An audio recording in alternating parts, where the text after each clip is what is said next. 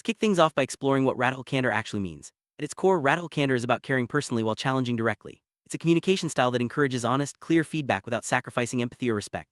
Instead of shying away from tough conversations, radical candor empowers us to address issues head-on but with kindness. This approach helps build trust, strengthens relationships, and creates a culture where everyone can grow.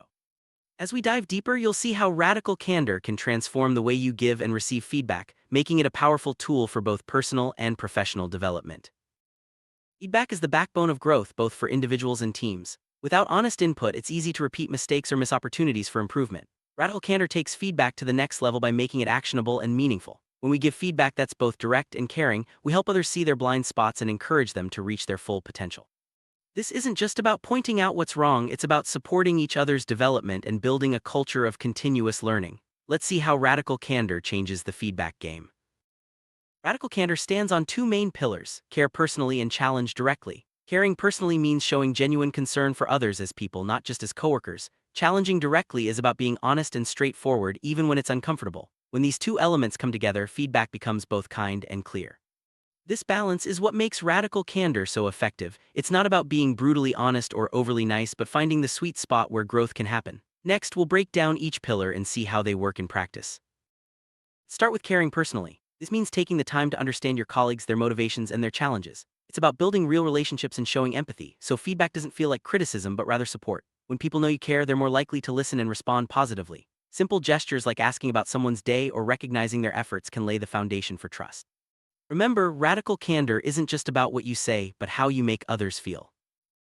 Now let's talk about challenging directly. This is where honesty comes into play. It's about addressing issues openly without sugarcoating or avoiding tough topics. Challenging directly means you're willing to have uncomfortable conversations because you want the best for the other person. It's not about being harsh or critical, but about being clear and specific. When you challenge directly, you help others see what they might be missing and give them a chance to improve. This is how real growth happens.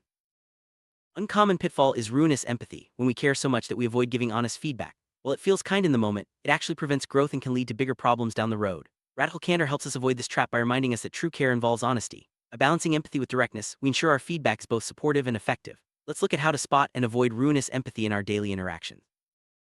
The flip side, there's obnoxious aggression, being brutally honest without showing care. This approach can damage relationships and create a toxic environment. Radical candor isn't about being mean or harsh, it's about delivering feedback with respect. When we forget to care personally, our words can hurt more than help. The goal is to challenge directly while still valuing the person. This balance is what sets radical candor apart from other feedback styles. Another trap to avoid is manipulative insincerity, when feedback is neither honest nor caring. This often happens when we say what we think others want to hear or avoid tough conversations altogether. Manipulative insincerity erodes trust and undermines team morale. Radical candor calls us to be both genuine and direct, so our feedback is always rooted in truth and care. By steering clear of insincerity, we build stronger, more authentic relationships. So how do you actually practice radical candor? Start by being present and attentive in your conversations. Listen actively and ask questions to understand the other person's perspective. When giving feedback, be specific and focus on behaviors, not personalities. Use clear language and avoid vague statements. Most importantly, check in with the other person, ask how your feedback landed, and be open to their response.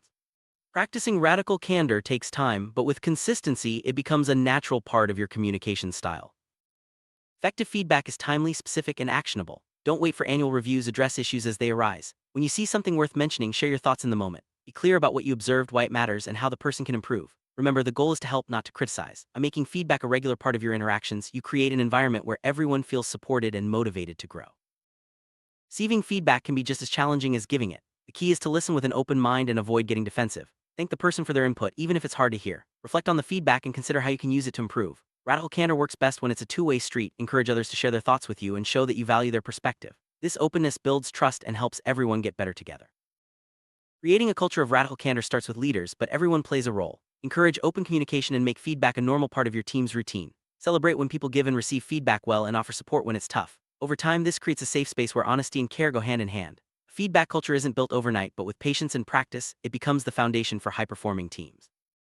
Even with the best intentions, practicing radical candor can be challenging. Fear of hurting feelings, cultural differences, or past experiences can make honest conversations difficult. It's important to acknowledge these challenges and work through them together. Role-playing, training, and regular check-ins can help build confidence and skill. Remember, the goal isn't perfection, it's progress. Every step toward more honest, caring feedback makes a difference. Let's look at some real-life examples of radical candor in action.